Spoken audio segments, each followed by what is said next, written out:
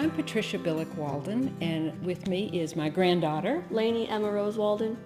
And we're here today to make a tribute to my mother, Emily Cipolla Billick.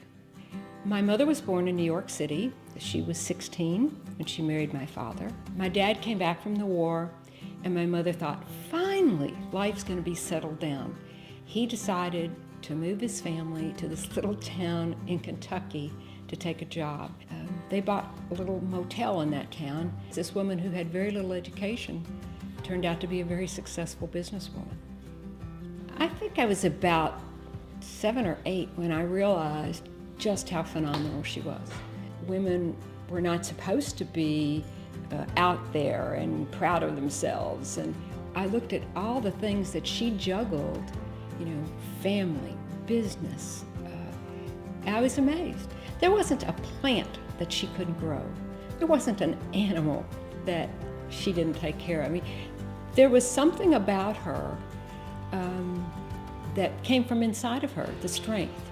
I admired that in her, and I tried to emulate some of her qualities through life. And I've tried to share some of that with my granddaughter, Lainey. I remember in my 5th grade class, I remember she was talking about how she was really fortunate that women and men are now equal. I remember I raised my hand, I said, but isn't women's rights still lower than men? She was like, no, they're equal. And I was like, no, they're not. And the whole class was like, no, they're not. Yeah. And I said, if you probably went to go get some other job, you would probably get paid less than a male in that same position. And she was like, they're equal. And I was like, no, they're not. Even my friends were like, why did you say that? It's like, because it wasn't true. My mom would want you to know that there are no boundaries for you. Very proud of my granddaughter. My name is Judy Obiapuma, and I am paying tribute to my high school history teacher, Susan Farbarker.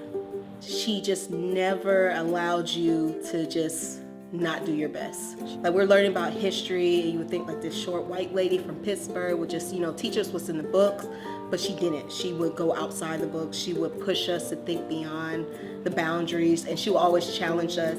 She was probably the first teacher that I met who kind of kept it real, and it kind of pushed me to do better. I ended up at Ohio State because of her. She told me I had to leave Georgia because I see that you're going to be a good person, a great person, but you can't stay here because if so, you're going to give into the mindset and you're not going to become the person that you want to be.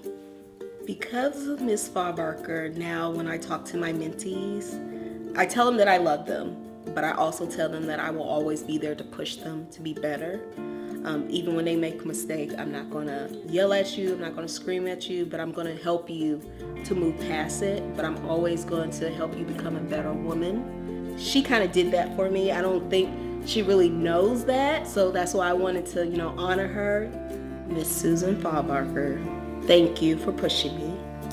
You have affected my life beyond you'll ever know.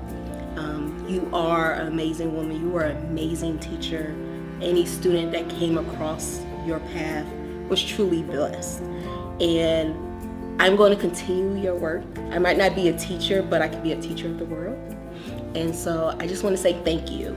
If someone has your back and if someone pushes you, you can do anything that you want.